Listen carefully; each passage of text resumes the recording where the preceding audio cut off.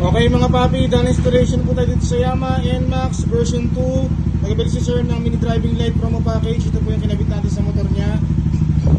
Zenlo X3 70 watts. So dito po sa T-post natin nilagay. Gumamit tayo dito ng T-post bracket. Bali ang ilaw po niyan low beam white, high beam yellow. Zenlo X3 70 watts. Ito yung ginamit nating switch, MSM brand na 3-way switch dito po. Tapos para sa passing light, naglagay tayo ng black passing switch. Diyan naman siya nakalagay.